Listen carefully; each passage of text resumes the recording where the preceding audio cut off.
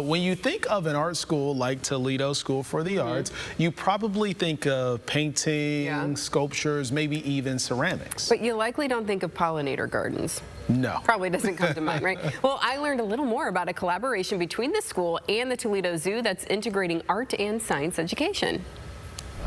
The spaces in the parking lot of Toledo School for the Arts between these sculptures will soon become home to native prairies. The school is working with the Toledo Zoo to plant living labs filled with pollinators like milkweed, goldenrod, and coneflower. Prairies are great for eliminating runoff, but also taking up all those nutrients and sequestering carbon dioxide.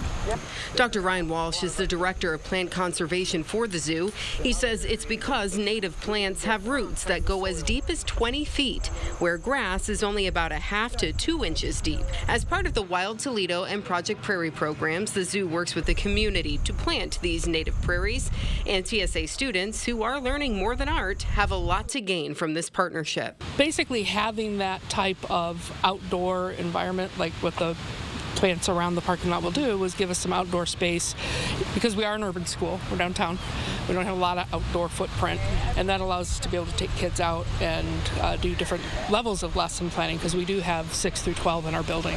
Then that hands-on education will go back to the classroom where students continue to hone their craft. A lot of art classes also integrate information about pollinators into what they're doing, murals, sculpture, all kinds of stuff. And it all benefits the environment as these native prairies do more than eliminate runoff and capture CO2. They also provide a home to pollinators like butterflies and bees, which Walsh says are declining rapidly. We have this at over 60 schools now, and some of the feedback we've gotten, some of these kids have never even seen a butterfly, so they get to go out and actually immerse in this. And I'm a biologist by training, so it's great to get kids involved in that.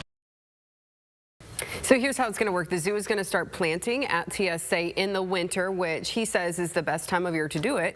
And it's going to take about 3 years to establish that prairie. But in the meantime, you know, they can teach and go out and show the progress, you know, throughout the next few years. Yeah, just being able to see that progress and knowing that you played a part in it is very satisfying. Yeah, I mean, they mentioned, you know, it's an urban school, so they don't have, you know, a big outdoor footprint. But in school when you were growing up, I know you grew up, No. Yeah, you didn't have anything like that, Nothing right? like that, so that's pretty good. Yeah, I didn't grow up in a rural area, so no, we didn't have anything like that. Did you see a butterfly, though?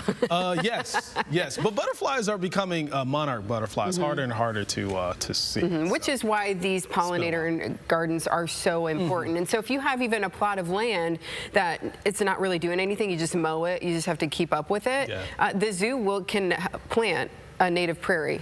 So that's what they did on their property. They're like, we just had this big patch of grass here. We were mowing it, but we didn't need it for anything or doing anything with it. So then they planted that native prairie. And now they've got all the pollinators here, which is cool. We'll see in 3 years how it turns out. Yeah, very cool.